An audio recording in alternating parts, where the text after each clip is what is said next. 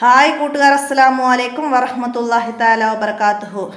7ാം class വിദ്യാർത്ഥികൾക്ക് വേണ്ടി താരിഖുൽ ഇസ്ലാമിൻ്റെ നിങ്ങൾക്ക് പുതിയ പാഠബുക്കാണ്.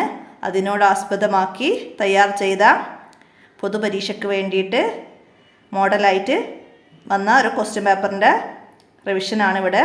അപ്പോൾ ഈ ക്വസ്റ്റ്യൻ പേപ്പറിന് ശേഷം ഇനിയും ക്വസ്റ്റ്യൻ പേപ്പർ ഉണ്ടോ എന്ന് ചോദിച്ച് കമൻറ്റ് ചെയ്യുന്നവരൊക്കെ ഉണ്ട്. അപ്പോൾ ഈ ക്വസ്റ്റ്യൻ പേപ്പറിൻ്റെ കൂടെ തന്നെ ഞാൻ നിങ്ങളെ പാഠഭാഗത്തു നിന്ന് ഇമ്പോർട്ടൻ്റ് ആയ കാര്യങ്ങളും മറ്റുള്ള ചോദ്യങ്ങളൊക്കെ പറയുന്നുണ്ട്. അപ്പോൾ പാഠഭാഗം നന്നായി മനസ്സിലാക്കുക, ഈ ചോദ്യപേപ്പർ തന്നെ നന്നായിട്ട് പഠിക്കുക. അപ്പോൾ നമുക്ക് ചോദ്യത്തിലേക്ക് കടക്കാം. നിങ്ങൾക്ക് താരിഖുൽ ഇസ്ലാമിൽ 9ാമത്തെ പാഠഭാഗം മുതലാണ് എക്സാമിനുള്ളത്. അപ്പോൾ എല്ലാവരും ശ്രദ്ധിക്കുക, പാഠം നന്നായിട്ട് പഠിക്കുക. അപ്പോൾ നമ്മളിതിൽ പറയാനൊക്കെ വിട്ടുപോകുന്ന ചോദ്യങ്ങളൊക്കെ ഉണ്ടാവാം. അപ്പോൾ എല്ലായിടത്തേക്കും ശ്രദ്ധ എത്തിപ്പെടൂല, വിട്ടുപോകുന്നതൊക്കെ ഉണ്ടാവാം. അപ്പോൾ ശ്രദ്ധിച്ച് പാഠഭാഗം നന്നായിട്ട് ആവർത്തിച്ച് പഠിക്കാം. വല്ല തെറ്റുകളൊക്കെ കട്ട് ചെയ്യാനൊക്കെ മറന്നതൊക്കെ ഉണ്ടെങ്കിൽ ഒന്ന് കമൻ്റായിട്ട് അറിയിക്കുക. ചെറിയ തെറ്റുകളൊക്കെ ആണെങ്കിൽ ഡിസ്ക്രിപ്ഷനിൽ എഴുതിയിടും. അപ്പോൾ അതൊക്കെ ഒന്ന് എല്ലാ വീഡിയോക്കും ചെക്ക് ചെയ്യണം. അപ്പോൾ എല്ലാവരും ശ്രദ്ധിക്കുക. നമുക്ക് ഇന്നത്തെ വീഡിയോയിലേക്ക് കടക്കാം. ബിസ്മില്ലാഹിർ റഹ്മാനിർ റഹീം. 1ാമത്തെ ചോദ്യം മുതൽ 6ാമത്തെ ചോദ്യം വരെ ശരി അടയാളപ്പെടുത്താനാണ്. ഏകദേശം 50 ലക്ഷത്തോളം മുസ്ലിങ്ങളുള്ള സംസ്ഥാനം ഏതാണ്? 50 ലക്ഷത്തോളം മുസ്ലിങ്ങളുള്ള സംസ്ഥാനം തമിഴ്നാടാണ്. അപ്പം നമുക്കവിടെ ശരി അടയാളപ്പെടുത്താം. അപ്പം നിങ്ങളെ 15ാമത്തെ ചാപ്റ്ററിൽ പറയുന്നുണ്ട്. എന്താ പറയുന്നത്? മുസ്ലിം ജനസംഖ്യയുടെ അടിസ്ഥാനത്തിൽ ഏറ്റവും കൂടുതൽ മുസ്ലിങ്ങളുള്ള 1ാമത്തെ രാജ്യം ഇന്തോനേഷ്യയും 2ാമത്തേത് പാകിസ്ഥാനും 3ാമത്തേത് ഇന്ത്യയുമാണ്. ഇന്ത്യയിൽ ജമ്മു കാശ്മീരിൽ 69%, ആസാമിൽ 35%, പശ്ചിമ ബംഗാളിൽ 28%, കേരളത്തിൽ 27%, ഉത്തർപ്രദേശിൽ 30%, ബീഹാറിൽ 17% മുസ്ലിങ്ങൾ അധിവസിക്കുന്നു. കേരളത്തിൽ ഏകദേശം 1 കോടിയോളം, കർണാടകത്തിൽ 90 ലക്ഷത്തോളവും, തമിഴ്നാട്ടിൽ 50 ലക്ഷത്തോളവും മുസ്ലിങ്ങളുണ്ട്. അപ്പോൾ അവിടെ നിന്നാണ് ഇവിടെ 50 ലക്ഷത്തോളം മുസ്ലിങ്ങളുള്ള സംസ്ഥാനം ഏതെന്ന് വന്നത്. അപ്പോൾ കേരളത്തിലാണെങ്കിൽ 90 ലക്ഷത്തോളമാണ്. അപ്പോൾ അത് മനസ്സിലാക്കുക. അപ്പോൾ ആ പാഠഭാഗത്തിൽ 15ാമത്തെ പാഠത്തിലാണ്. ആ ഭാഗം നന്നായി മനസ്സിലാക്കുക. ഇവിടെ വന്നതിൽ നിന്ന് വ്യത്യാസപ്പെട്ട് അതിൽ നിന്ന് ഏതെങ്കിലും ചോദ്യം വന്നാൽ നമുക്ക് അടയാളപ്പെടുത്താൻ കഴിയണം, മനസ്സിലാക്കുക. അടുത്തത് ഇന്ത്യ സ്വാതന്ത്ര്യം നേടിയ വർഷം. അതെല്ലാവർക്കും അറിയാം അല്ലേ? 1947 ഇന്ത്യ സ്വാതന്ത്ര്യം നേടിയത്. അപ്പോൾ മനസ്സിലാക്കുക. അടുത്തത് ഉസ്മാനിയ ഖിലാഫത്തിൻ്റെ സുൽത്താൻമാർ. ഉസ്മാനിയ ഖിലാഫത്തിൻ്റെ സുൽത്താൻമാർ 37. ഉസ്മാനിയ ഖിലാഫത്തിനെ കുറിച്ചിട്ട് പറയുന്നത് 11ാമത്തെ ചാപ്റ്ററിലാണ്. തുർക്കി കേന്ദ്രമായി ഉസ്മാനിയ ഖിലാഫത്ത് ഉയർന്നു വന്നു. തുർക്കി കേന്ദ്രമായിട്ടാണ് ഉസ്മാനിയ ഖിലാഫത്ത് ഉയർന്നു വന്നത്. അബ്ബാസി ഖിലാഫത്ത് ഹിജ്റ 656 ബഗ്ദാദിൽ അവസാനിച്ചെങ്കിലും ഈജിപ്തിൽ നിലനിന്നിരുന്നു. ഹിജ്റ 923 ജേതാവായി ഈജിപ്തിലെത്തിയ ഉസ്മാനി സുൽത്താൻ സലീമുൽ ഔവലീൻ അബ്ബാസിയ ഖലീഫ മുതവക്കിൽ 3ാമൻ അധികാരം വിട്ടുകൊടുത്തു. അബ്ബാസി ഖലീഫ മുതവക്കിൽ 3ാമന് അധികാരം വിട്ടുകൊടുത്തു. അതോടെ ഉസ്മാനിയ ഖിലാഫത്ത് നിലവിൽ വന്നു. ഉസ്മാനിയ ഖിലാഫത്ത് നിലവിൽ വന്നത് 923 923 ഉസ്മാനിയ ഖിലാഫത്ത് നിലവിൽ വന്നത്. മനസ്സിലാക്കുക. ഉസ്മാനികളുടെ ഭരണം അവസാനിച്ചതോ 1342 ഉസ്മാനികളുടെ ഭരണം അവസാനിച്ചു. 1342 ഉസ്മാനികളുടെ ഭരണം അവസാനിച്ചു. ഹിജ്റ 1342. 37 സുൽത്താൻമാർ ഇതിനിടെ ഭരണം നടത്തിയിട്ടുണ്ട്. 37 അതാണ് ഇവിടെ ചോദിച്ചത്. 37 സുൽത്താൻമാർ ഇതിനിടെ ഭരണം നടത്തിയിട്ടുണ്ട്. അവരുടെ തലസ്ഥാനം ഇസ്തൻബൂലായിരുന്നു ഉസ്മാനിയ ഖിലാഫത്തിൻ്റെ തലസ്ഥാനം. മനസ്സിലാക്കുക. ഖിലാഫത്തുർ റാഷിദയ്ക്ക് ശേഷം നിലവിൽ വന്ന ഏറ്റവും മെച്ചപ്പെട്ട ഭരണം ഉസ്മാനികളുടേതായിരുന്നു. മനസ്സിലാക്കുക. ബൈസാനിയരുടെ തലസ്ഥാനമായ കോൺസ്റ്റാന്റിനോപ്പിളിൻ്റെ വിജയത്തോടെ അവർ ലോകത്ത് വൻ ശക്തികളായി തീർന്നു. മനസ്സിലാക്കുക. ഇസ്തൻബൂല് തുർക്കിയിലെ ഒരു പ്രധാന നഗരമാണ്. കോൺസ്റ്റാന്റിനോപ്പിൾ എന്നും ഇസ്തൻബൂൽ അറിയപ്പെടുന്നുണ്ട്. മനസ്സിലാക്കുക. അടുത്ത 4ാമത്തെ ചോദ്യം എന്താണ്? ആദ്യത്തെ അബ്ബാസി ഖലീഫ ആരാണ്? അബുൽ അബ്ബാസി ഷഫാഹ്. അപ്പം നിങ്ങളെ 10ാമത്തെ ചാപ്റ്ററിൽ പറയുന്നുണ്ട് അബ്ബാസി ഭരണത്തെ കുറിച്ചിട്ട്. പാഠഭാഗം നന്നായി മനസ്സിലാക്കുക. ഹിജ്റ 132 നിലവിൽ വന്ന അബ്ബാസി ഖിലാഫത്ത് ഹിജ്റ 923 വരെ നീണ്ടു നിന്നു.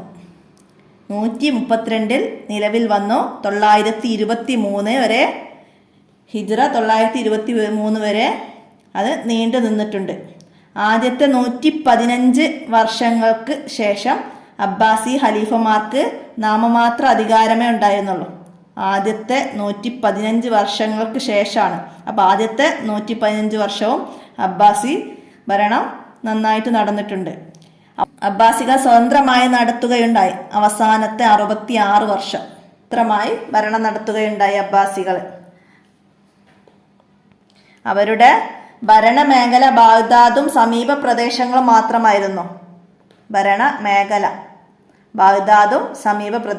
മാത്രമായിരുന്നു. ആദ്യത്തെ അബ്ബാസി ഖലീഫ അബുൽ അബ്ബാസി ഷഫാഹും അവസാനത്തെ ഖലീഫ അബ്ദുല്ലാഹി മുഅ്തസിം ബില്ലാഹി അവസാനത്തെ ഖലീഫയാണ്. അബ്ബാസി ഖലീഫയായിരുന്നു അബ്ദുല്ലാഹി മുഅ്തസിം ബില്ലാഹി. ഏറ്റവും പ്രശസ്തനായ ഖലീഫയാണ് ഹാറൂൺ റഷീദ്. അബ്ബാസി ഖലീഫമാരിൽ ഏറ്റവും പ്രശസ്തനാണ് ഹാറൂൺ റഷീദ്. നന്നായിട്ട് മനസ്സിലാക്കി പഠിക്കട്ടോ. 10ാമത്തെ ചാപ്റ്ററിലാണ് അതിനെക്കുറിച്ച് പറയുന്നത്. നമുക്ക് അടുത്ത ചോദ്യം നോക്കാം. ഉമവികൾ ഇസ്ലാമിക രാഷ്ട്രത്തിൻ്റെ സാരഥ്യം വഹിച്ചു. ഉമവികൾ എത്ര വർഷമാണ് ഇസ്ലാം രാഷ്ട്രത്തിൻ്റെ സാരഥ്യം വഹിച്ചത്? 91 വർഷമാണ്. അപ്പോൾ നിങ്ങൾ 9ാമത്തെ ചാപ്റ്ററിൽ ഉമവി ഭരണത്തെക്കുറിച്ച് പറയുന്നുണ്ട്. ഉമവി ഭരണകാലത്തെ പ്രധാന നേട്ടങ്ങളൊക്കെ പറയുന്നുണ്ട്. അതൊക്കെ നന്നായി മനസ്സിലാക്കി പഠിക്കണം. 5 വരി കുറയാതെ എഴുതാനൊക്കെ വന്നാൽ എഴുതാൻ കഴിയുന്ന രീതിയിൽ മനസ്സിലാക്കി പഠിക്കാം. അപ്പോൾ ഉമവി ഭരണം നിലവിൽ വന്നത് എന്നാണ്? ഹിജ്റ 41 മുതൽ 132 വരെ നീണ്ടു നിന്നിട്ടുണ്ട്. ഖിലാഫത്തുൽ ഉമവിയ്യ എന്ന പേരിൽ അറിയപ്പെട്ടത് എന്താണ്? 4 ഖലീഫമാരുടെ കാലത്തും യുദ്ധസംഘത്തലവനും ഗവർണർ തുടങ്ങിയ സ്ഥാനങ്ങൾ വഹിച്ച വ്യക്തിയാണ് ആര്? മുആവിയത്ത് ബിനു അബി സുഫിയാൻ റളിയല്ലാഹു അൻഹു. അദ്ദേഹത്തിൻ്റെ സ്ഥാനാരോഹണത്തിലൂടെ ഖിലാഫത്ത് ബനു ഉമയ്യ കുടുംബത്തിലായി തീർന്നു. അതിനാൽ ഈ ഭരണകൂടം ഖിലാഫത്ത് ഉമവിയ്യ എന്ന പേരിലാണ് അറിയപ്പെട്ടത്. മനസ്സിലാക്കുക. ഖിലാഫത്ത് ഉമവിയ്യ എന്ന പേരിൽ അറിയപ്പെട്ടു. 4 ഖലീഫമാർക്ക് ശേഷം മുആവിയത്ത് ബിൻ അബി സുഫിയാൻ സ്ഥാനാരോഹണത്തിലൂടെ ഖിലാഫത്ത് ബനു ഉമയ്യ കുടുംബത്തിലേതായി തീർന്നു. അതിനാൽ ഈ ഭരണകൂടം ഖിലാഫത്ത് ഉമവിയ്യ എന്ന പേരിൽ അറിയപ്പെടുന്നു. മനസ്സിലാക്കുക. ഹിജ്റ 41 മുതൽ 132 വരെ നീണ്ടുനിന്ന് ഉമവിയ്യ കാലത്ത് 14 പേര് ഭരണം നടത്തിയിട്ടുണ്ട് ഉമവിയ്യ കാലത്ത്. അതൊക്കെ മനസ്സിലാക്കി പഠിക്കാം. അടുത്തത് എന്താണ്? ഇന്ത്യയിൽ ആദ്യമായി ഇസ്ലാം എവിടെയാണ് എത്തിയത്? ഇന്ത്യയിൽ ആദ്യം ഇസ്ലാം എവിടെയാണ് എത്തിയത്? കേരളത്തിലാണ് ഇസ്ലാം എത്തിയത്. അപ്പോൾ അതൊക്കെ മനസ്സിലാക്കാം. അവസാനത്തെ ചാപ്റ്ററിൽ പറയുന്നുണ്ട് ഇന്ത്യയിൽ ആദ്യമായി ഇസ്ലാം എത്തിയതിനെ കുറിച്ചിട്ടൊക്കെ. അപ്പോൾ പാഠഭാഗം നന്നായി മനസ്സിലാക്കുക. ഇനി ചേരുംപടി ചേർക്കാനുള്ളതിൽ എന്താണ് വന്നത്? മുസ്ലിങ്ങൾ വലിയ പീഡനങ്ങൾ അനുഭവിക്കുന്ന ഒരു രാജ്യം ഏതാണ്? ഫലസ്തീനിൽ മുസ്ലിങ്ങൾ വലിയ പീഡനങ്ങൾ അനുഭവിക്കുന്ന ഒരു രാജ്യമാണ്. അപ്പം അതിനെക്കുറിച്ച് നിങ്ങൾ അവസാനത്തെ ചാപ്റ്ററിൽ പറയുന്നുണ്ട്. ഫലസ്തീന്, റോഹിംഗ്യ, ഉയ്ക്കൂർ എന്നിവിടങ്ങളിലെ മുസ്ലിങ്ങൾ വലിയ പീഡനങ്ങൾ അനുഭവിച്ചു കൊണ്ടിരിക്കുന്നു. ഫലസ്തീൻ ഇസ്രായേലരെയും റോഹിംഗ്യയിൽ മ്യാൻമർ സർക്കാരിൻ്റെയും ഉയ്ക്കൂറിൽ ചൈനയുടെയും ക്രൂരമായ അതിക്രമങ്ങൾക്ക് അവർ വിധേയരായിക്കൊണ്ടിരിക്കുന്നു. അപ്പോൾ ഇവിടെ വന്നത് ഫലസ്തീനാണ്. അപ്പോൾ അതിൻ്റെ നമുക്ക് അവിടെ എഴുതി കൊടുക്കാം. ഏറ്റവും കൂടുതൽ മുസ്ലിങ്ങളുള്ള രാജ്യം ഇന്തോനേഷ്യ. നമ്മൾ നേരത്തെ പറഞ്ഞു മുസ്ലിങ്ങളുള്ള ഒന്നാമത്തെ രാജ്യം ഇന്തോനേഷ്യയാണെന്ന്. അപ്പോൾ അതിൻ്റെ നമുക്ക് അവിടെ എഴുതാം. അടുത്തത് ഉസ്മാനിയ ഖിലാഫത്തിൻ്റെ തലസ്ഥാനം അത് നമ്മൾ നേരത്തെ പറഞ്ഞു ഇസ്തൻബുൾ. കോൺസ്റ്റാന്റിനോപ്പിൾ രണ്ടും ഒന്നാണ്, മനസ്സിലാക്കുക. അത് നമുക്ക് ബി എഴുതി കൊടുക്കാം. അടുത്തത് ഒരു ആഫ്രിക്കൻ രാജ്യമാണ് എന്ത്? സോമാലിയ. അപ്പോൾ അവസാനത്തെ ചാപ്റ്ററിൽ ആഫ്രിക്കൻ രാജ്യങ്ങളൊക്കെ കുറച്ച് കൂടുതൽ പറയുന്നുണ്ട്. അപ്പോൾ അതിൽ നിന്ന് ഇവിടെ വന്നത് സോമാലിയ. അപ്പോൾ അതിൻ്റെ ഡി നമുക്ക് അവിടെ എഴുതാം. അടുത്തതാ മുസ്ലിം ഭൂരിപക്ഷ യൂറോപ്യൻ രാജ്യം ഏതാണെന്നാ? തുർക്കിയാണ് മുസ്ലിം ഭൂരിപക്ഷ യൂറോപ്യൻ രാജ്യം, മനസ്സിലാക്കുക. അപ്പം അത് അതിൻ്റെ നമുക്ക് അവിടെ എഴുതാം. അപ്പോൾ അവിടെ യൂറോപ്യൻ രാഷ്ട്രങ്ങൾ അവിടെ പറഞ്ഞിട്ടുണ്ട്. അസർബൈഖാൻ, കസോവ, തുർക്കി, കസാക്കിസ്ഥാന്, ബോസ്നിയ, അൽബേനിയ ഇതൊക്കെ ഭൂരിപക്ഷ യൂറോപ്യൻ രാഷ്ട്രങ്ങളാണ്. അപ്പോൾ അതിന്ന് ഇവിടെ വന്നത് തുർക്കി എന്ന് മാത്രമേ ഉള്ളൂ. അപ്പോൾ ആ സ്ഥലങ്ങളൊക്കെ നന്നായി മനസ്സിലാക്കുക. ഇതുപോലെ വേറെ സ്ഥലം തന്നാൽ നമുക്ക് എഴുതാൻ കഴിയുന്ന രീതിയിൽ അതൊക്കെ നന്നായി മനസ്സിലാക്കി പഠിക്കുക. അടുത്തത് എന്താണ്? പൂരിപ്പിക്കാനാണ്. ഉമവിയ്യ ഖിലാഫത്തിലെ ശക്തനായ ഭരണാധികാരി ഡേഷ് എന്നവരാണ്. ആരായിരുന്നോ? അബ്ദുൽ മാലിക് ബിനു മർവാൻ. ഉമവിയ്യ ഖിലാഫത്തിൻ്റെ ഏറ്റവും ശക്തനായ ഭരണാധികാരി അബ്ദുൽ മാലിക് ബിൻ മർവാൻ. നിങ്ങൾ 9ാമത്തെ ചാപ്റ്ററിൽ പറയുന്നുണ്ട്. ഏറ്റവും പ്രസിദ്ധനും സഞ്ചരിതനുമായ ഭരണാധികാരി ഉമർ ബിൻ അബ്ദുൽ അസീസ് റളിയല്ലാഹു അൻഹുവുമാണ്. പ്രസിദ്ധനും സഞ്ചരിതനുമായ ഭരണാധികാരി ഉമർ ബിൻ അബ്ദുൽ അസീസ് ആണ്. അപ്പോൾ ഇവിടെ വേണ്ടത് അബ്ദുൽ മാലിക് ബിൻ മർവാൻ ആണ് ശക്തനായ ഭരണാധികാരി, മനസ്സിലാക്കുക.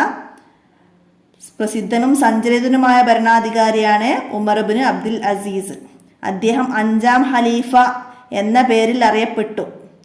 ഇദ്ദേഹത്തിൻ്റെ ഭരണത്തിന് ഉമർ ബിൻ ഖത്താബ് റളിയല്ലാഹു അൻഹുവിൻ്റെ ഭരണത്തോട് സാദൃശ്യമുണ്ടായിരുന്നു.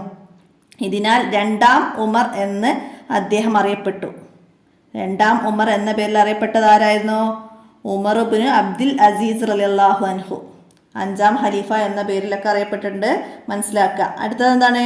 തുർക്കി കേന്ദ്രമായ ഡേഷ് ഖിലാഫത്ത് ഉയർന്നു വന്നു. ഏത് ഖിലാഫത്താണ് തുർക്കി കേന്ദ്രമായി ഉയർന്നു വന്നത്? നമ്മൾ നേരത്തെ പറഞ്ഞതാണ് അല്ലേ? തുർക്കി കേന്ദ്രമായി ഉസ്മാനിയ ഖിലാഫത്ത് ഉയർന്നു വന്നു. അടുത്ത കേരളത്തിൽ ഡേഷ് വഹാബിസം പ്രത്യക്ഷപ്പെട്ടു. ഞങ്ങളെ 12ാമത്തെ പാഠത്ത് പറയുന്നുണ്ട് 1921 കേരളത്തിൽ പ്രത്യക്ഷപ്പെട്ട വഹാബി മൂവ്മെന്റ് കേരള മുസ്ലിങ്ങളുടെ ഐക്യം തകർത്തു. അപ്പോൾ 1921 വഹാബിസം പ്രത്യക്ഷപ്പെട്ടത്, മനസ്സിലാക്കാം. അടുത്തത് ഹിജ്റ 41 വർഷം ഡാഷ് എന്ന പേരിൽ അറിയപ്പെടുന്നു. ഹിജ്റ 41 വർഷം ഏത് പേരിലാണ് അറിയപ്പെടുന്നത്? അപ്പോൾ നിങ്ങൾ 9ാമത്തെ ചാപ്റ്ററിൽ പറയുന്നുണ്ട്. 9ാമത്തെ ചാപ്റ്ററിൽ എന്താ പറയുന്നത്? 41 വർഷം ആമുൽ ജമാ ഐക്യവർഷം എന്ന പേരിൽ അറിയപ്പെടുന്നു. ആമുൽ ജമാ എന്ന പേരിൽ അറിയപ്പെടുന്നു. ഐക്യവർഷം എന്ന പേരിലാണ് അറിയപ്പെടുന്നത്. അപ്പോൾ ആ പാഠഭാഗത്തിൽ ഒരുപാട് കാര്യങ്ങളുണ്ട് മനസ്സിലാക്കി പഠിക്കാൻ. അതിൻ്റെ തദ്രിഭാഗത്ത് തന്നെ ഒരുപാട് 1 വേർഡ് ക്വസ്റ്റ്യൻസ് ഒക്കെ വന്നിട്ടുണ്ട്. അതൊക്കെ നന്നാക്കി മനസ്സിലാക്കുക. അതുപോലെ നേട്ടങ്ങൾ 10 നേട്ടങ്ങൾ പറയുന്നുണ്ട്. അപ്പോൾ ആ നേട്ടങ്ങളൊക്കെ പഠിക്കുക. അപ്പോൾ അതിൽ നിന്ന് എന്തെങ്കിലും ചോദിച്ചിട്ട് ഇത് ആരുടെ ഭരണകാലത്തുള്ള നേട്ടമാണെന്നൊക്കെ ചോദിച്ചാൽ നമുക്ക് എഴുതാൻ കഴിയണം. ഉമവിയ്യ ഭരണകാലത്തുള്ള നേട്ടമാണെന്ന് നമുക്ക് എഴുതാൻ കഴിയുന്ന രീതിയിൽ പാഠഭാഗം നന്നായി മനസ്സിലാക്കി പഠിക്കുക. നന്നായിട്ട് പഠിക്കാനുള്ളൊരു പാഠമാണ്, മനസ്സിലാക്കട്ടോ.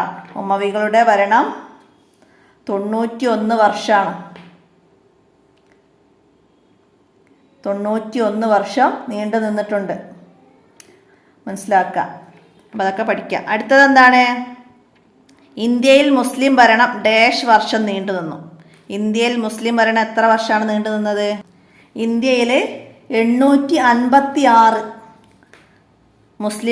856 വർഷം മുസ്ലിം ഭരണം നീണ്ടു നിന്നിട്ടുണ്ട്. 856 വർഷം മുസ്ലിം ഭരണം നീണ്ടു നിന്നിട്ടുണ്ട്, മനസ്സിലാക്കുക. ലോകത്ത് ഡാഷ് അറബി രാഷ്ട്രങ്ങളുണ്ട്. 22 അറബി രാഷ്ട്രങ്ങളുണ്ട്. ലോകത്ത് 22 അറബി രാഷ്ട്രങ്ങളുണ്ട്. അപ്പോൾ അതൊക്കെ നിങ്ങൾ അവസാനത്തെ ചാപ്റ്ററുകളിൽ നിന്നാണ് വരുന്നത്. അപ്പോൾ നന്നായി മനസ്സിലാക്കുക.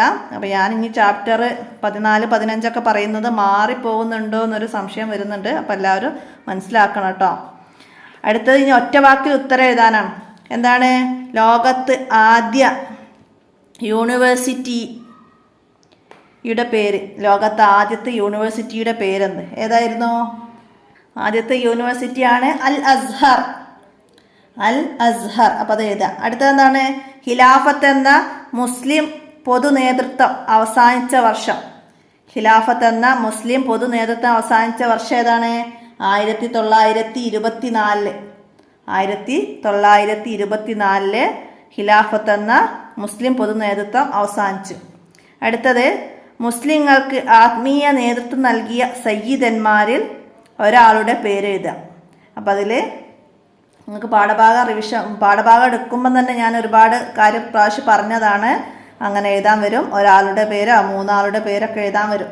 അപ്പം അതിൽ പറഞ്ഞിട്ടുണ്ട് അഷൈഹു നിലാമുദ്ദീൻ ഔലിയ, അഷൈഹു ഷാഹുൽ ഹമീദ് നാക്കൂർ, അഷൈഹു മുഹമ്മദുൽ ഹിംസി. അപ്പം അങ്ങനെയൊക്കെ പേരുകൾ നന്നായി മനസ്സിലാക്കുക. ആത്മീയ നേതൃത്വം നൽകിയ പണ്ഡിതന്മാരുണ്ട്. പിന്നെ എന്താണ്? ആത്മീയ നേതൃത്വം നൽകിയ പ്രമുഖ സയ്യിദുമാരുണ്ട്. അതുപോലെ വൈജ്ഞാനിക നേതൃത്വം നൽകിയ പണ്ഡിതന്മാരുണ്ട്. അതൊക്കെ പാഠഭാഗം നന്നായി മനസ്സിലാക്കുക. അവസാനത്തെ ചാപ്റ്ററിൽ നിന്നാണ് അങ്ങനെയുള്ള ഓരോ കാര്യങ്ങൾ നന്നായിട്ട് പഠിക്കുക. 13ാമത്തെ ചാപ്റ്റർ നന്നായിട്ട് പഠിക്കുക. അടുത്തത് രാജ്യത്തെ കൊള്ളയടിക്കുകയും തകർക്കുകയും ചെയ്തു. ആരാണ്? ബ്രിട്ടീഷുകാരാണ്. രാജ്യത്തെ കൊള്ളയടിക്കുകയും തകർക്കുകയും ചെയ്തത് ബ്രിട്ടീഷുകാർ. അടുത്ത് ഇന്ത്യയിൽ ആദ്യത്തെ മുസ്ലിം ഭരണകൂടം ആരാണ് സ്ഥാപിച്ചത്? ആരാണ്? അലി രാജയാണ്. അലി രാജയാണ് ആദ്യത്തെ മുസ്ലിം ഭരണകൂടം സ്ഥാപിച്ചത്. അടുത്തത് ഇസ്ലാമിൻ്റെ സുവർണകാലം എന്നറിയപ്പെടുന്ന ഖിലാഫത്ത് ഏതായിരുന്നു? ഉസ്മാനിയ, അബ്ബാസിയ, ഉമവിയ ഒക്കെ ഉണ്ട്. അപ്പം അതിൽ അബ്ബാസിയ ഖിലാഫത്താണ് ഇസ്ലാമിൻ്റെ സുവർണകാലം എന്നറിയപ്പെട്ടത്. അബ്ബാസിയ ഖിലാഫത്ത്, മനസ്സിലാക്കുക. അടുത്തത് ഒറ്റ വാചകത്തിൽ ഉത്തരം എഴുതാനാണ്. എന്താ വന്നത്? തഫ്സീറുൽ വൈലാവിയയുടെ ഹാഷിയ രചിച്ചതാര്? അപ്പം നിങ്ങൾ 11ാമത്തെ ചാപ്റ്ററിൽ അങ്ങനെ പറയുന്നുണ്ട്. എന്താണ്? ഉസ്മാനികളുടെ കാലത്ത് സാംസ്കാരികവും വൈജ്ഞാനികവും നാഗരികവുമായി മുസ്ലിം ലോകത്ത് വൻ പുരോഗതി കൈവന്നിട്ടുണ്ട്. അറബി ഭാഷയും സാഹിത്യവും പുഷ്ടി പ്രാപിച്ചു. ഇസ്ലാമിക വിജ്ഞാനങ്ങൾ പ്രസിദ്ധമായ രചനകൾ നടന്നു. അവിടെ പറഞ്ഞിട്ട് കുറച്ച് പേരുകളും അവരുടെ ഗ്രന്ഥങ്ങളൊക്കെ പറയുന്നുണ്ട്. കുറച്ച് പേരുകളൊക്കെ പറയുന്നുണ്ട്. അപ്പോൾ അവിടെ പറയുന്നത് എന്താണ്? തഫ്സീറുൽ ബൈലാവിയുടെ ഹാഷിയ രചിച്ചത് ഷിഹാബുദ്ദീൻ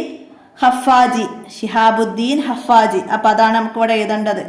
അപ്പം അതുപോലെ മറ്റു പേരുകളും മനസ്സിലാക്കുക. ഖുലാസത്തുൽ ഹിസാബിൻ്റെ മുസന്നിഫ് ആരാന്ന് ചോദിക്കും. അപ്പം അതാരാണ്? ബഹാഹുദ്ദീൻ ആമുലി. അടുത്തത് തുഹ്ഫത്തുൽ മുഹ്താജിൻ്റെ മുഅല്ലഫ് അഹമ്മദ് ബിനു ഹജറിൽ ഹൈത്തമി. അടുത്തത് ഖറത്തുൽ തൗഹീദ് എഴുതിയ ഇബ്രാഹിമുൽ ലഖാനി. അസീറു ഹലബിയ രചിച്ച നൂറുദ്ദീൻ ഹലബി റളിയല്ലാഹു അൻഹു തുടങ്ങിയ മഹാപണ്ഡിതന്മാർ ഈ കാലത്താണ്, ഉസ്മാനികളുടെ കാലത്താണ് ജീവിച്ചത്. അപ്പം അതുപോലെ ഇതുപോലെ ചോദ്യം വന്നതുപോലെ മറ്റുള്ള ചോദ്യങ്ങൾ വന്ന് നമുക്ക് എഴുതാൻ കഴിയണം, മനസ്സിലാക്കി പഠിക്കുക. 11ാമത്തെ ചാപ്റ്ററിലാണ് പറയുന്നത്. അടുത്തത് അൽ ഖിലാഫത്ത് ഉമവിയ്യക്ക് ആ പേര് ലഭിക്കാൻ കാരണം എന്ത്? എന്തായിരുന്നു ആ പേര് ലഭിക്കാൻ കാരണം? അപ്പം അതിൻ്റെ ഉത്തരം എന്താ ചെയ്ത് നേരത്തെ പറഞ്ഞു നമ്മൾ. ഖിലാഫത്ത് ഉമവിയ്യക്ക് ആ പേര് ലഭിക്കാൻ കാരണം എന്താണ്? മുആവിയത്ത് ഇബ്നു അബി സുഫിയാന്റെ സ്ഥാനാരോഹണത്തിലൂടെ ഖിലാഫത്ത് ബനു ഉമയ്യ കുടുംബത്തിലായി. മുആവിയത്ത് ഇബ്നു അബി സുഫിയാൻ റളിയല്ലാഹു അൻഹുവിന്റെ സ്ഥാനാരോഹണത്തിലൂടെ ഖിലാഫത്ത് ബനു ഉമയ്യ കുടുംബത്തിലായി തീർന്നു. അതിനാലാണ് ആ പേര് ലഭിച്ചത്. അപ്പം അത്ര എഴുതാൻ മതി. മുആവിയത്ത് ഇബ്നു അബി സുഫിയാൻ റളിയല്ലാഹു അൻഹുവിന്റെ സ്ഥാനാരോഹണത്തിലൂടെ ഖിലാഫത്ത് ബനു കുടുംബത്തിലായി തീർന്നു. മനസ്സിലാക്കുക. അടുത്തത് അബ്ബാസി കാലഘട്ടത്തിൽ ക്രോഡീകരിക്കപ്പെട്ട മദ്ഹബുകൾ ഏതൊക്കെയാണ്? അബ്ബാസി കാലഘട്ടത്തിൽ ക്രോഡീകൃതമായ മദ്ഹബുകൾ ഏതൊക്കെയാണ്? ഹനഫി, മാലിക്കി, ഷാഫി, ഹംബലി എന്നീ 4 മദ്ഹബുകൾ ക്രോഡീകരിക്കപ്പെട്ടത് അബ്ബാസി കാലഘട്ടത്തിലാണ്. ഹദീസ് ഗ്രന്ഥങ്ങളെല്ലാം ക്രോഡീകൃതമായതും ചരിത്ര ശാഖയിലെ പ്രധാന ഗ്രന്ഥങ്ങൾ രചിക്കപ്പെട്ടതും ഇക്കാലത്താണ്. വേദം, ഗണിതം, രസതന്ത്രം, തത്വചിന്ത തുടങ്ങിയ വിജ്ഞാനശാഖകളും ഈ കാലഘട്ടത്തിൽ വലിയ പുരോഗതിയുണ്ടായിട്ടുണ്ട്. അതുപോലെ അറബി സാഹിത്യം അബ്ബാസി യുഗത്തിലാണ് വികസിതമായത്. അക്കാലത്ത് ജീവിച്ച മഹാന്മാരുടെ ഗ്രന്ഥങ്ങളും വിജ്ഞാനശാഖകളൊക്കെ പാഠഭാഗത്ത് പറയുന്നുണ്ട്. മനസ്സിലാക്കി പഠിക്കുക, ഉപകാരപ്പെടുത്തുക എല്ലാവരും. പാഠഭാഗത്തിൻ്റെ വീഡിയോ കണ്ടാൽ അതിനെക്കുറിച്ചുള്ള കൂടുതൽ കാര്യങ്ങളൊക്കെ മനസ്സിലാക്കും. അല്ലാതെ നന്നായി പഠിക്കുക. അതിൽ പാഠഭാഗത്തിൽ നെസ്സിൽ വന്നതൊക്കെ നോക്കുക. അതുപോലെ പാഠഭാഗത്തു നിന്ന് മറ്റുള്ളതൊക്കെ വന്നാൽ നമുക്ക് മനസ്സിലാക്കി എഴുതാൻ കഴിയണം. അപ്പോൾ അതൊക്കെ മനസ്സിലാക്കുക. തലസ്ഥാനമായ ബാഗ്ദാദിൽ മാത്രം 1000-ലധികം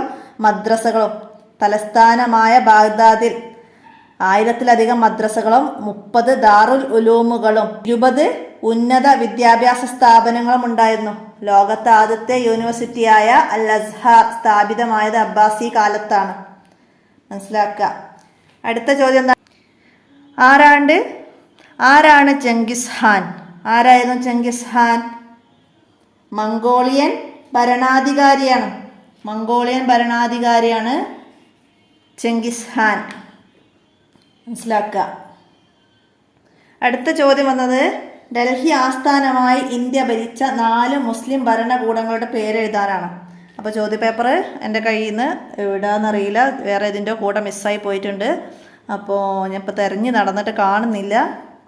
അപ്പോൾ ഞാൻ ഏതായാലും വീഡിയോ മുഴുവനാക്കാൻ വേണ്ടിയിട്ട് പാഠഭാഗം വെച്ചിട്ട് ചെയ്യുകയാണ്. ഞാൻ ഫോട്ടോ ആയിട്ട് ഇതിൻ്റെ കൂടെ ആഡ് ചെയ്യുന്നതാണ്. അപ്പോൾ ഏതൊക്കെയായിരുന്നു? തുഗ്ലക് വംശം, സയ്യിദ് വംശം, ലോധികൾ, മുഗളന്മാർ. അപ്പോൾ ഇവിടെ പറയുന്നുണ്ട് പാഠത്തിൽ AD 1001 ഹിജ്റ 392 മുഹമ്മദ് ഹസ്നവി ഇന്ത്യയിൽ ഒരു മുസ്ലിം ഭരണം സ്ഥാപിച്ചു. പിന്നീട് ഗോറികളും ശേഷം അടിമ വംശവും തുടർന്ന് തുഗ്ലക് വംശം, സയ്യിദ് വംശം, ലോധികൾ, മുഗളന്മാർ എന്നിവരും ഡൽഹി ആസ്ഥാനമായി ഇന്ത്യ ഭരിച്ചു. അപ്പോൾ ഇവിടെ ഡൽഹി ആസ്ഥാനമായി ഇന്ത്യ ഭരിച്ച 4 മുസ്ലിം ഭരണകൂടങ്ങളെ പേരെഴുതാനാണ് പറഞ്ഞത്. അപ്പോൾ ഇതിൽ നിന്ന് നിങ്ങൾക്ക് ഇഷ്ടമുള്ള 4 പേരെഴുതാം. മനസ്സിലാക്കുക, പഠിക്കുക. ഇതിലേറ്റവും വലുതും പ്രസിദ്ധവുമായ ഭരണകൂടം മുഗളന്മാരുടേതായിരുന്നു. 856 വർഷം നീണ്ടു നിന്നു ഇന്ത്യയിൽ മുസ്ലിം ഭരണം. മനസ്സിലാക്കുക. അടുത്തതെന്താണ്? ലോക മുസ്ലിങ്ങൾ നേരിടുന്ന പ്രശ്നങ്ങൾ മറികടക്കാനുള്ള മാർഗങ്ങൾ എഴുതാൻ. അപ്പോൾ ഇവിടെ പറയുന്നുണ്ട് എന്താണ്? ശരിയായ വിദ്യാഭ്യാസവും ആത്മീയ ബോധവുമാണ് ഇവ മറികടക്കാനുള്ള മാർഗങ്ങൾ. ശരിയായ വിദ്യാഭ്യാസവും ആത്മീയ ബോധവുമാണ് ഇവ മറികടക്കാനുള്ള മാർഗങ്ങൾ. മനസ്സിലാക്കി പഠിക്കുക. എന്താണ്? വിവേചനം, സാംസ്കാരികാധിനിവേശം, വിഭാഗീയത, വഹാബിസം, മതനിരാശം, വർഗീയത എന്നിവ ലോക മുസ്ലിങ്ങൾ നേരിടുന്ന പ്രധാന പ്രശ്നങ്ങളാണ്. ശരിയായ വിദ്യാഭ്യാസവും ആത്മീയ ബോധവുമാണ് ഇവയെ മറികടക്കാനുള്ള മാർഗങ്ങൾ. മനസ്സിലാക്കിയിട്ട് പഠിക്കുക. അടുത്തത് മുസ്ലിം യൂറോപ്യൻ ഭൂരിപക്ഷ രാഷ്ട്രങ്ങളിൽ 3 പേര് എഴുതാനാണ്. അപ്പോൾ ഇവിടെ നേരത്തെ നമ്മൾ പറഞ്ഞിരുന്നു ആസർബൈജാൻ, കൊസോവ, തുർക്കി, കസാക്കിസ്ഥാന്, ബോസ്നിയ, അൽബേനിയ ഇതൊക്കെ മുസ്ലിം ഭൂരിപക്ഷമുള്ള യൂറോപ്യൻ രാഷ്ട്രങ്ങളാണ്. മനസ്സിലാക്കിയിട്ട് പഠിക്കുക. അടുത്ത ഇനി 5 വരി കുറയാതെ എഴുതാനാണ്. എന്താണ് വന്നത്? ഇന്ത്യൻ സ്വാതന്ത്ര്യ സമരവും മുസ്ലിങ്ങളും. അപ്പം എന്താണ് നമുക്ക് എഴുതാം അവിടെ? അപ്പം നിങ്ങളെ 14ാമത്തെ ചാപ്റ്ററിനെ ആസ്പദമാക്കിയിട്ടാണ് 5 വരി കുറയാതെ നിങ്ങൾ എഴുതേണ്ടത്. എന്തെഴുതാം നമുക്കവിടെ? സ്വാതന്ത്ര്യ സമരത്തിൻ്റെ ഭാഗമായി ഇന്ത്യയിൽ നിരവധി സമരങ്ങൾ നടക്കുകയുണ്ടായി. അവയിൽ പ്രധാനപ്പെട്ടതാണ് മലബാർ സമരം അഥവാ മാപ്പിള ലഹള എന്ന് മുദ്രകുത്തി ബ്രിട്ടീഷുകാർ അതിനെ അപഹസിച്ചു. മുസ്ലിങ്ങളും ഹിന്ദുക്കളും നേതൃത്വം നൽകിയ സമരമായിരുന്നു അത് ഖിലാഫത്ത് മൂവ്മെൻറ്റിൻ്റെ ഭാഗമായാണ് അത് നടന്നത്. 1ാം ലോക മഹായുദ്ധത്തിൽ തുർക്കി പരാജയപ്പെട്ടു.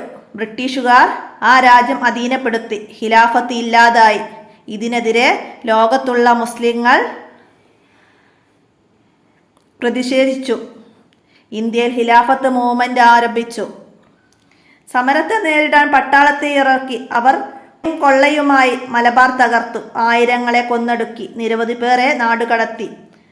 ആലി മുസ്ലിയാർ, കട്ടിലശ്ശേരി മുഹമ്മദ് മുസ്ലിയാർ, ചെമ്പകശ്ശേരി തങ്ങൾ, പാണക്കാട് ഹുസൈൻ തങ്ങൾ, വാരിയംകുന്നത്ത് കുഞ്ഞഹമ്മദ് ഹാജി എന്നീ മൂസ തുടങ്ങിയവർ 1921 നടന്ന മലബാർ സമരത്തിന് നേതൃത്വം നൽകിയ പ്രമുഖരാണ്. അപ്പോൾ ഇതൊക്കെ ചേർത്ത് നമുക്ക് 5 വരി കുറയാതെ അവിടെ എഴുതാം.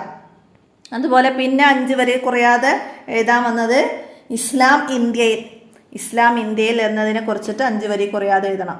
12ാമത്തെ പാഠത്തെ ആസ്പദമാക്കിയിട്ടാണ് അതിന് കുറിച്ച് എഴുതേണ്ടത്. എന്താണ്? നബി സല്ലല്ലാഹു അലൈഹി വസല്ലമയുടെ കാലത്ത് തന്നെ പരിശുദ്ധ ഇസ്ലാം ഇന്ത്യയിൽ എത്തിയിട്ടുണ്ട്. ആദ്യമായി ഇസ്ലാമിനെ ആശ്ലേഷിക്കാൻ ഭാഗ്യം ലഭിച്ചത്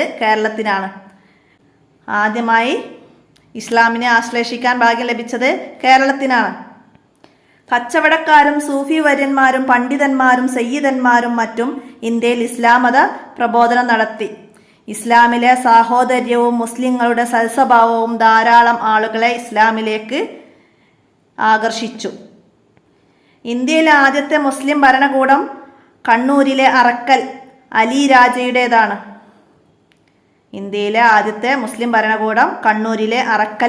രാജയുടേതാണ്. പിൽക്കാലത്ത് പല ഭരണകൂടങ്ങളും ഇവിടെ സ്ഥാപിതമായി. അസ്നവി, ഗോറി, മുഗളർ എന്നിവയും മൈസൂർ, ബീജാപ്പൂർ, ഹൈദരാബാദ് എന്നിവിടങ്ങളിലെ ഭരണകൂടങ്ങളും അവയിൽ പ്രധാനപ്പെട്ടതാണ്. അപ്പോൾ ഇത്രയൊക്കെ എഴുതിയിട്ട് ഒരു 5 വരി കുറയാതെ ഈ പാഠത്തെ പറ്റിയിട്ട് എഴുതുക. അപ്പോൾ ഈ പാഠത്തിൽ ഇന്ത്യയിൽ മുസ്ലിം ഭരണത്തിൻ്റെ പ്രധാന നേട്ടങ്ങളെ കുറിച്ചിട്ടൊക്കെ പറയുന്നുണ്ട്. അപ്പോൾ ഇതുപോലെ 5 വരി കുറയാതെ എഴുതാൻ വന്നതുപോലെ ചോദ്യം വന്നാൽ നമുക്ക് ഇതിൽ നിന്ന് എഴുതാൻ കഴിയണം. ഇന്ത്യയിലെ മുസ്ലിം ഭരണത്തിൻ്റെ പ്രധാന നേട്ടങ്ങൾ. അപ്പോൾ ഇതിൽ നിന്ന് നന്നായിട്ട് ഒരു 5 പോയിൻ്റൊക്കെ നന്നായിട്ട് പഠിക്കുക, നമുക്ക് എഴുതാൻ കഴിയണം. പിന്നെ ഇതിൽ നിന്ന് ഏതെങ്കിലും ചോദ്യങ്ങളൊക്കെ വന്നാൽ മനസ്സിലാക്കി എഴുതാൻ കഴിയുന്ന രീതിയിൽ പാഠഭാഗം നന്നായിട്ട് പഠിക്കുക. അപ്പോൾ വീഡിയോ ഒരുപാട് ലോങ് ആയിട്ടുണ്ട്. താരീഖാണ്, എത്ര പറഞ്ഞാലും തീരാത്തത്ര ചോദ്യങ്ങളുണ്ട്. നമുക്കൊരു ചോദ്യപേപ്പറും കൂടി ഉണ്ട്, അതുകൂടി ഒന്ന് ഇതുപോലെ റിവിഷനായിട്ട് ചെയ്യാം. ഞാൻ ഇന്നത്തെ വീഡിയോ ഇവിടെ അവസാനിപ്പിക്കുകയാണ്. അപ്പം വീഡിയോയിൽ എന്തെങ്കിലുമൊക്കെ പറയുന്നതൊക്കെ തെറ്റിപ്പോയിട്ടൊക്കെ ഉണ്ടെങ്കിൽ എല്ലാവരും ഒന്ന് ക്ഷമിക്കണം. വലിയ തെറ്റൊക്കെ ആണെങ്കിൽ കമൻ്റായിട്ട് അറിയിക്കണം. അപ്പോൾ എല്ലാവരും മനസ്സിലാക്കുക. അസ്സലാമു അലൈക്കും വറഹ്മത്തുള്ളാഹി വബറകാതുഹു.